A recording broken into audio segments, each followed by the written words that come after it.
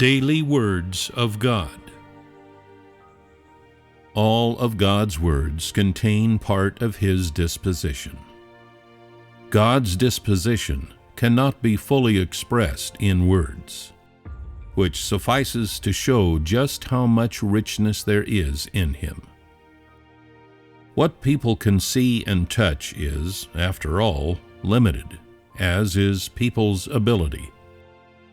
Although God's words are clear, people are unable to understand them fully.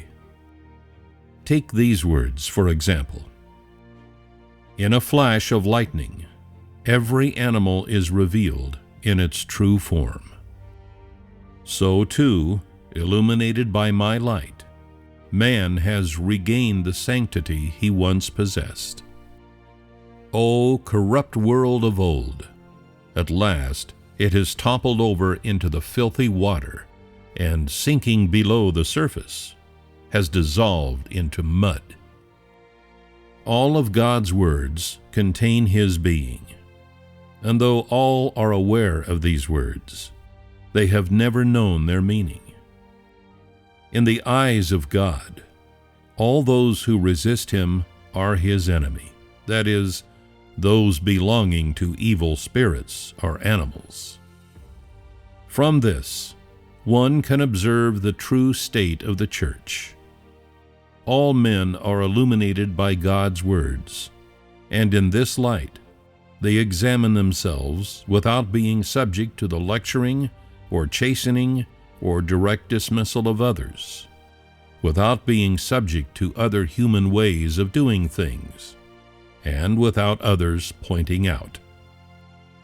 From microscopic perspective, they see very clearly how much sickness there really is inside of them.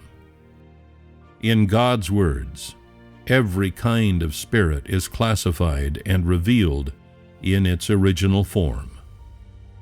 The spirits of angels grow more illuminated and enlightened. Hence, God's words, man has regained the sanctity he once possessed. These words are based on the final result achieved by God. For the moment, of course, this result cannot yet be fully achieved. It is just a foretaste through which God's will can be seen. These words suffice to show that a great number of people will crumble within God's words and will be defeated in the gradual process of all people's sanctification. Here, it has dissolved into mud does not contradict God's destroying the world with fire, and lightning refers to God's wrath. When God lets loose His great wrath, the whole world will experience all sorts of disasters as a result, like a volcano exploding. Standing on high in the sky, it can be seen that on earth, every manner of calamity approaches all of mankind, closer by the day. Looking down from on high, the earth presents a variety of scenes, like those that precede an earthquake. Liquid fire rushes unchecked, lava flows freely, mountains shift, and a cold light glitters over all. The entire world has sunk into fire. This is the scene of God unleashing His wrath, and it is the time of His judgment. All those who are of flesh and blood will be unable to escape. Thus, wars between countries and conflicts between people will not be needed to destroy the entire world. Instead, the world will consciously enjoy itself within the cradle of God's chastisement. No one will be able to escape. Each and every person must pass through this ordeal, one by one.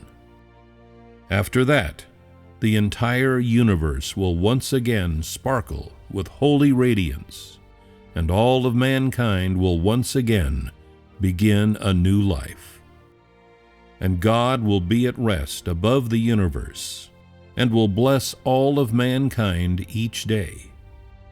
Heaven will not be unbearably desolate, but will recover the vitality it has not had since the creation of the world. And the coming of the sixth day will be when God begins a new life. God and mankind will both enter into rest, and the universe will no longer be turbid or filthy, but will gain renewal. This is why God said, "Earth is no longer deathly still and silent, heaven no longer desolate and sad." In the kingdom of heaven, there has never been unrighteousness or human emotions, or any of mankind's corrupt disposition, because Satan's disturbance is not present there. People are all able to understand God's words, and life in heaven is a life full of joy. All those in heaven have wisdom and the dignity of God.